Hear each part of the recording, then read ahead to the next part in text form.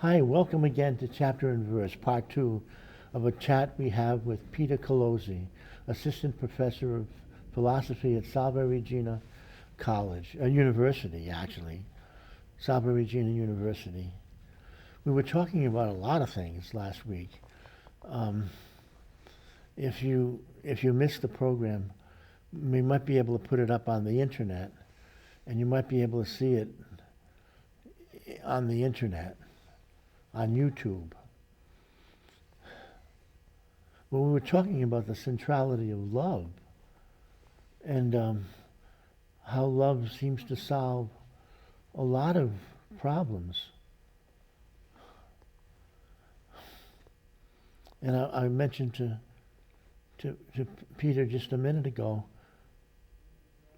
when it looks like we're losing love, how do we get it societally? How do we get love back? Mm-hmm. It's a very deep question. Thanks. And I think maybe we could begin, before asking how we get it back, by briefly describing what love is by pointing out three opposites to it. Mm. The most obvious opposite to love is hatred. Mm. And, the topic of our show is this bill to legalize physician-assisted suicide in Rhode Island, and what we're saying is it's not loving to participate in that. And I don't think we would rightly say that the people who participate in physician-assisted suicide hate their loved ones. Maybe some do, but mostly that's probably not the opposite to love. Another opposite to love is using people, using them for their money, or just using them as a sex object and not caring about them. And here in physician-assisted suicide, I don't think the precise opposite to love is using, although it could be. You get this very sad situation of what's called elder abuse, where they get the inheritance money sooner. But hatred and using are not the intrinsic opposites to love, which is entailed in physician-assisted suicide. So there's a third opposite to love, different from hatred and using, and that is abandoning someone when they're vulnerable. Yes. And here we have the opposite to love that is necessarily connected to physician-assisted suicide and euthanasia. And in order not to abandon someone when they're vulnerable, you need to be willing to make personal sacrifices, which can actually bring joy to your heart, by spending time with the person and helping the person and letting the person know they are not a burden and that you want to be with them. That's one of the definitions of love, is you want to be with the person you love. And you want the person to be with you, and you could tell that to the vulnerable people. And we're never going to kill you to relieve your suffering. But so that's really interesting. What we were talking about last week was, why have we gotten so far away from love and this idea of sacrifice? And just now before the show, we were talking, and mostly we've been speaking philosophically, but I think that prayer and faith actually are essential. I think if a society forgets God, over time, it's going to lose love. And how you don't forget God is the same way as how you don't forget people. You need to spend time with them. And prayer is maybe something that people of our day have forgotten. They might think, prayer is when you ask God for something when you need it. But actually, there are many different forms of prayer. And it's very beautiful to practice some of them every day. You could practice reading scripture and Lectio Divina, pondering the verses, or you could pray, if you're Catholic, pray the Rosary, or spend time in front of the Blessed Sacrament, or just sitting with the Lord. There's all different sorts of kinds of prayer. And I think, I don't know, what do you think? I think without that development of a prayer life and a relationship with God, that's at least one of the key factors that we need back. to bring love back. Yes. When I read the scriptures and have a good understanding of what they are saying, I come closer to love because I come closer to God. Right. When I think of the woman caught in adultery, the Bible says that she was dragged Right. and thrown down. By very unloving people. Yeah. And they wanted to make a theological discussion about this in a way which could harm Jesus. Right. They say, "Are you a friend of Moses? Then you'll let us stone her. Mm-hmm. But if you're a friend of the people, then you are no friend of Moses." Mm-hmm. And Jesus wrote something in the sand Right. or on the ground. Right. I don't know. It's not told to us what he was writing. Right. One person suggested it was maybe the names of the women whom the accusers had committed adultery with themselves. Mm-hmm. And one by one, the Bible says they left. Right. They left. Right. And it was necessary to have, in a capital crime case, it was necessary to have two witnesses Mm-hmm. to the crime. Mm-hmm. And Jesus said to her, "Where are the witnesses?" Mm-hmm. And she said, "There aren't any." Mm-hmm. And he said, "Well, neither do I condemn you. Right. Go your way and do this no more." Yeah, sin no more, right. Yeah. But it's so beautiful. I sometimes think, I don't know if he wrote any words, I sometimes think that he bent down there because she was being put to shame with everyone staring at her, and he put himself actually lower than her and didn't stare at her. And I think he wanted to maybe relieve her shame. He wanted to let her know that by bending down and not glaring at her, he loved her. That's just my theory, but Interesting. yeah. But yes, you're right. When you ponder scriptures, or another thing I like to do is read lives of the saints, because what these people do, Jesus most of all, obviously, and then the saints, they show us how, or Mother Teresa, like you were talking about last week, who's now Saint Mother Teresa of Calcutta. Yes. They show us how to love, how to make sacrifice, and how to know, and we get to see a level of joy in those people and freedom of spirit. Like, I think that's the thing maybe that our culture misses. We think happiness is perfect health and money and all this stuff. But if you look at someone like Mother Teresa, you find a profound inner happiness. Yeah.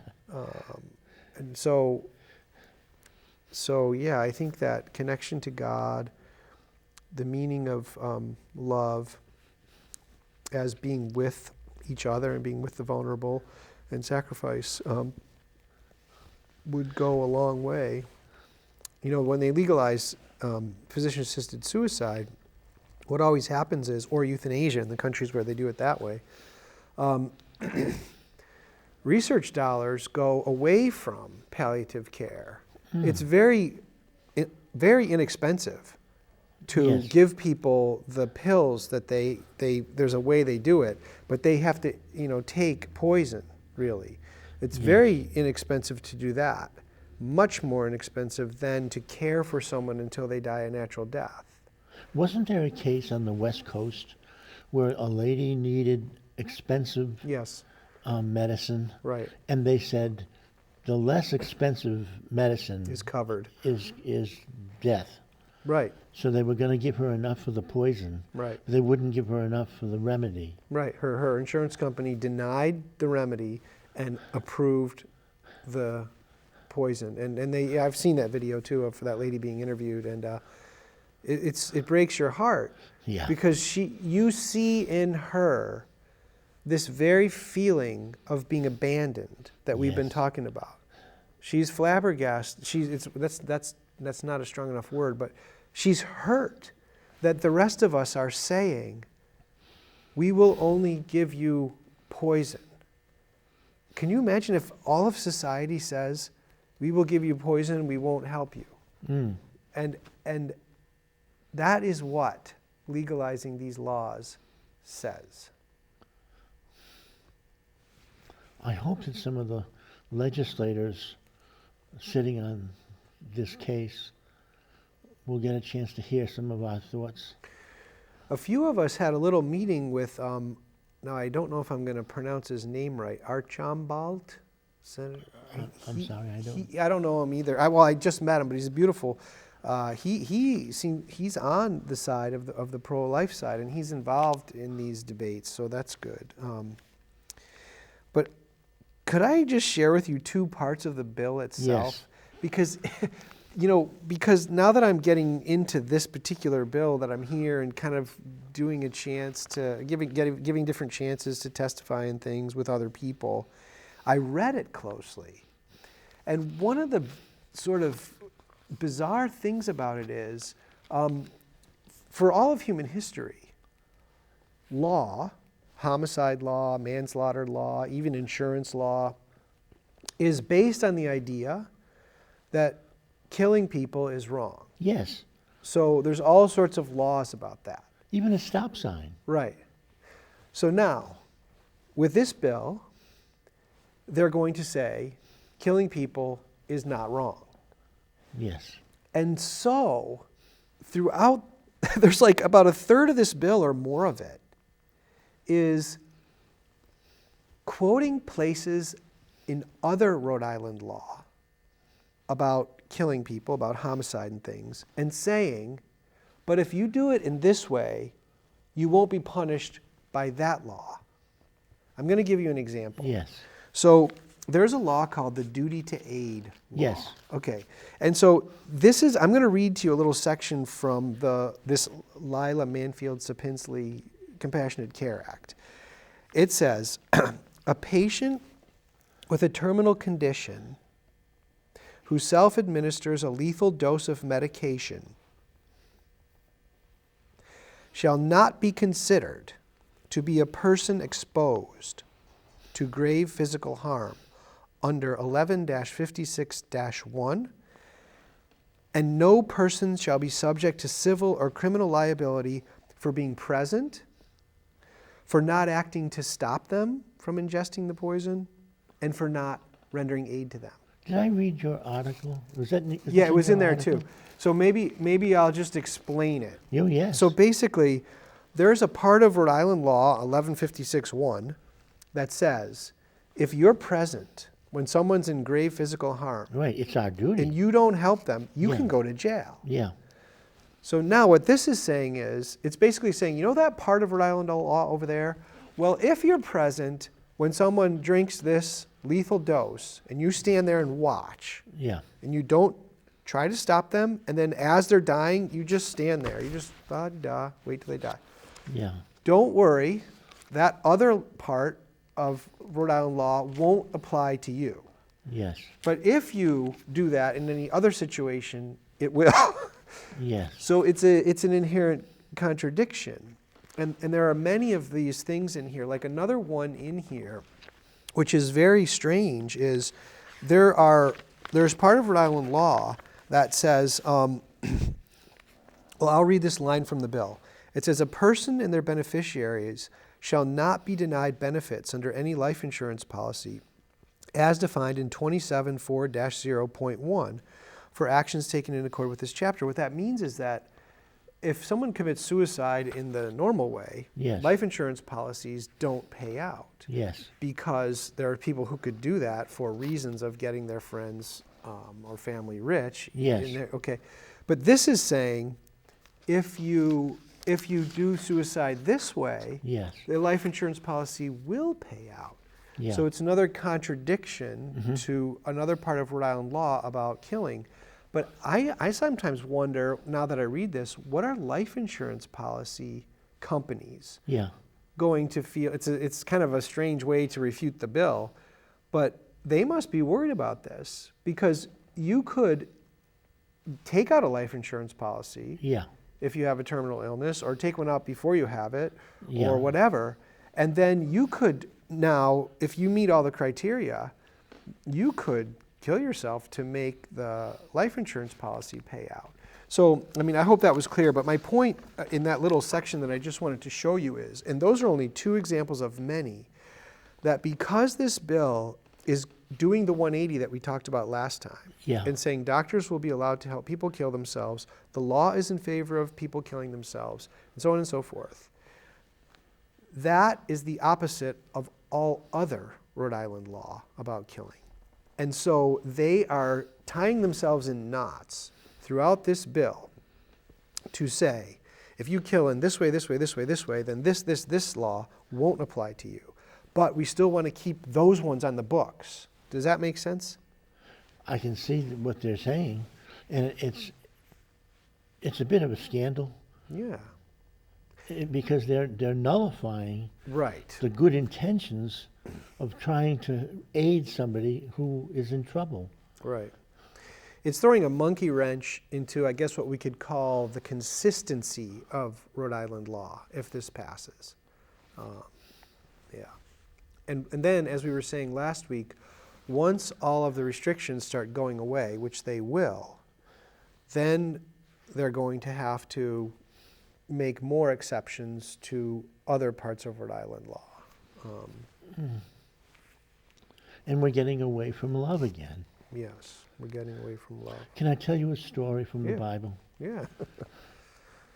Jesus of Nazareth was a very controversial fellow. Mm-hmm.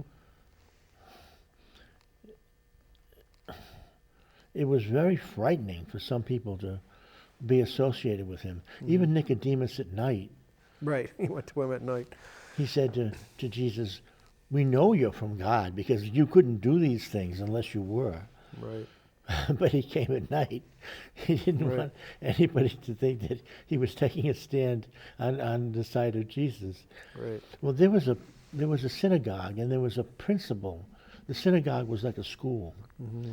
And there was a principal of the school who stayed away from the controversy. He didn't get involved with Jesus. It was too controversial. But his daughter was dying. And he sent somebody to Jesus. And Jesus said, "I will go with you to your home." And Jesus went with him. Now, in those days, when death arrived, the family sometimes paid mourners to cry in little bottles, and for the money that they would get, they would give the bottle of tears to the person who was paying them, saying that, "Yeah, your daughter was missed. Here's the proof, my tears in a bottle." And the death had already been observed by there, and they said to Jesus when he got there, they said, "What's the point?" And he said, "She's dead now." And he said, "She is not dead, but sleeping." Mm-hmm. And he went upstairs. Upstairs is where the living quarters were in those days. They used to keep animals on the first floor, Mm-hmm. but the second floor was where people lived. And so they walked up to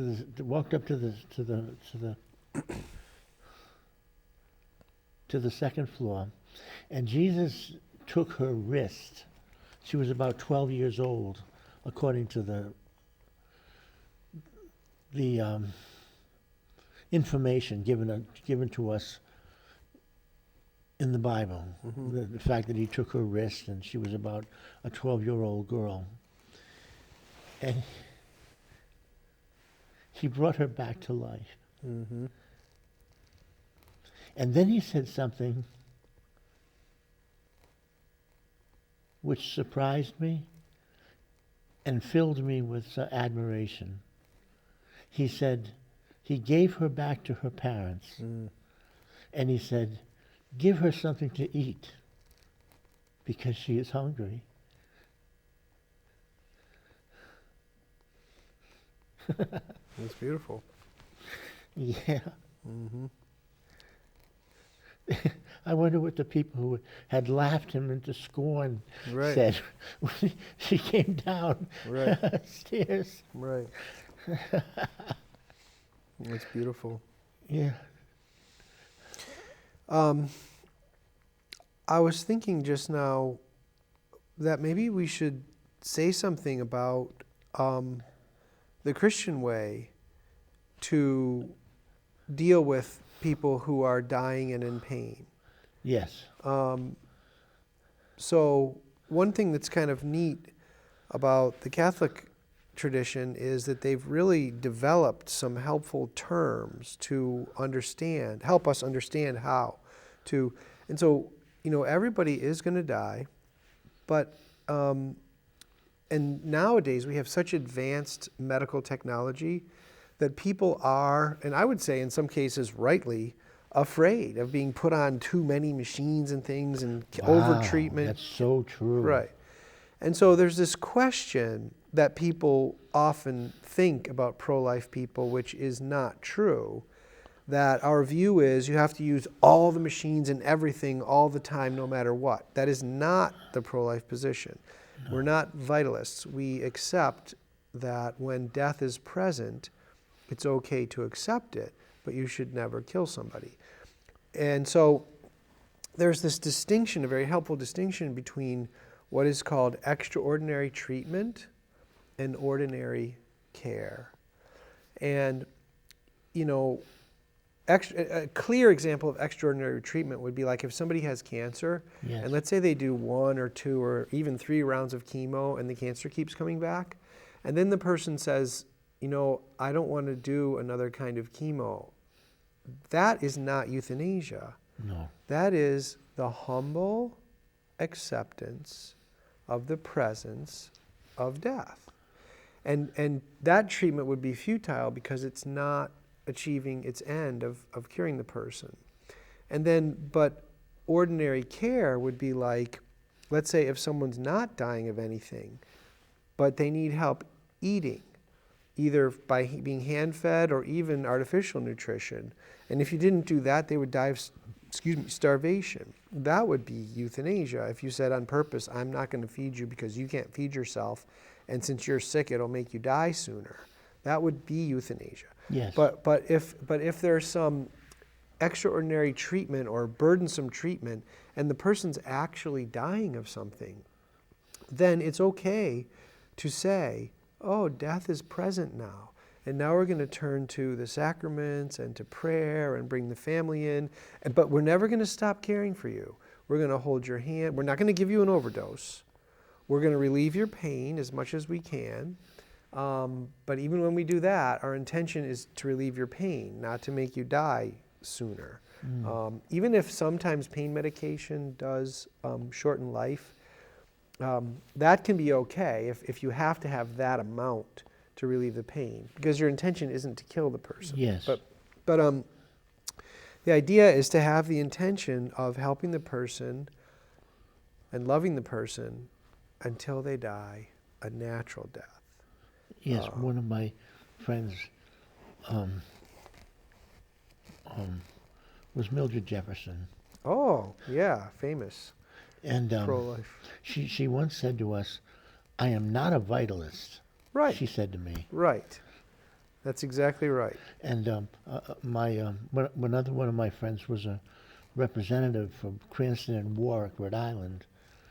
And he said that we should be under no obligation to prolong death. Right. Right. And so I understand what's being said. I am personally a little bit more of a coward. That I would just like to hold on as long as I could. I like what Woody Allen said. He said, I'm not afraid to die. He said, I just don't want to be there when it happens. Yeah.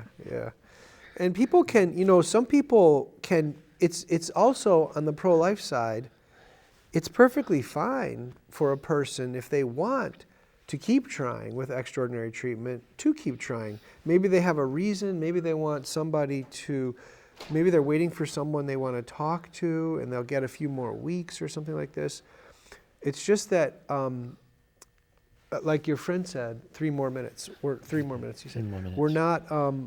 We're not vitalists. There's a point where there's a real distinction between what I call the humble acceptance of the presence of death. So you're dying from some disease, and you can accept that and now prepare to meet God and to reconcile with everyone you need to and whatever else you need to do.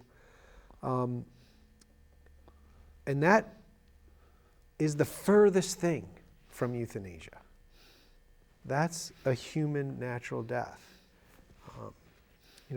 These bills are not about the time when, because sometimes it's difficult if you have a family member who's dying and you're doing your best and you're like, I don't know if this is extraordinary or ordinary.